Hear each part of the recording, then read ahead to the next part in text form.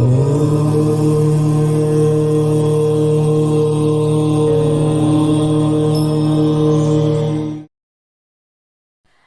శంకరాచార్యుల వారి ముఖ్య శిష్యులు ఆనందగిరి. ఈయన తోటకాష్టకం రచించారు. ఆదిశంకరుల వారిని సుందరమైన తోటక వృత్తంలో కీర్తించిన కారణంగా ఆనందగిరి తోటకాచార్యులు అయ్యారు. అలాగే తోటకాష్టకం కూడా గురు స్తోత్రాలలో అగ్రగణ్యమైంది.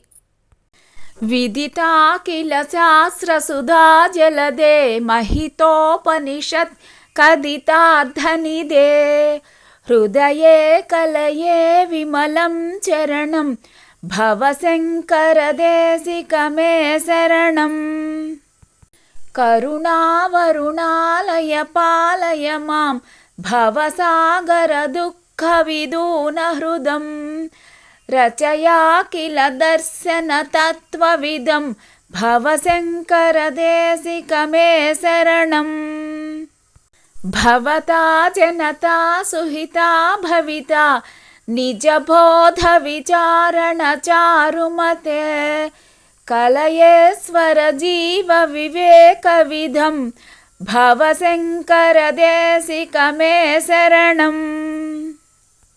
భవయేవ భవానితి మే నితరాం సమజాయత చేతసి కౌతుకితా మమ వారయ మోహ మహాజలధిం భవశంకరదేశికమే శరణం.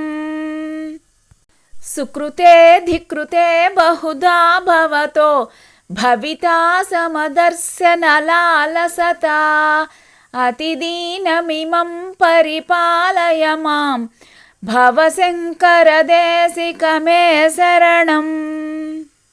జగతీమవితుం కలితాకృతయో విచరంతి మహామహసచ్చలతః అహిమాంసురివాత్ర విభాసి గురో భవశంకరదేశికమే శరణం.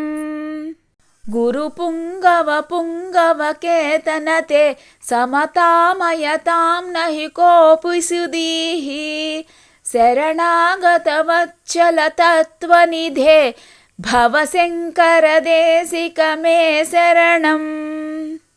విదితాన మయా విశదైక కళా నచ కించన కాంచనమస్తి గురో ధృతమేవ విదేహి కృపాం సహజాం భవశంకరదేశికమే శరణం.